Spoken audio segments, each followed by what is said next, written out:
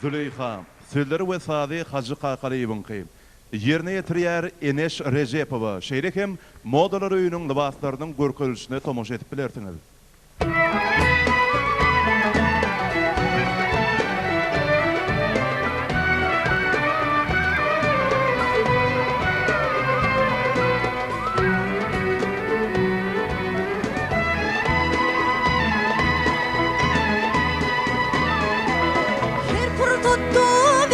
Yüzümün badileyha,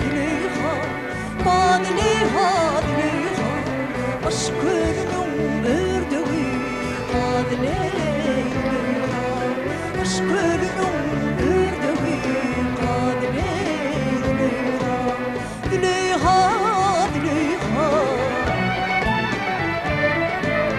aşk ölünün ördüğü badileyha, aşk ölünün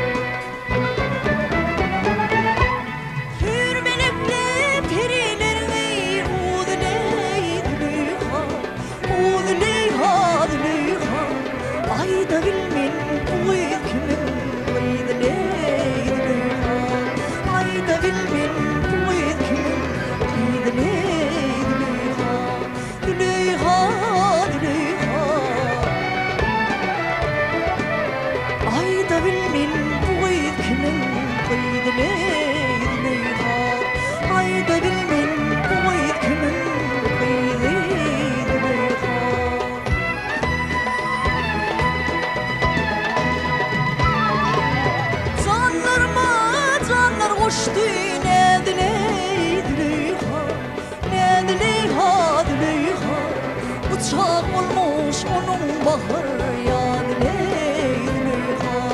uçak olmuş onun bahar ya dileyha, dileyha, dileyha, uçak olmuş onun bahar ya dileyha, uçak olmuş onun bahar ya dileyha, dileyha, dileyha, dileyha, dileyha, ayda bilmin bu kimin kıydı dileyha, ayda bilmin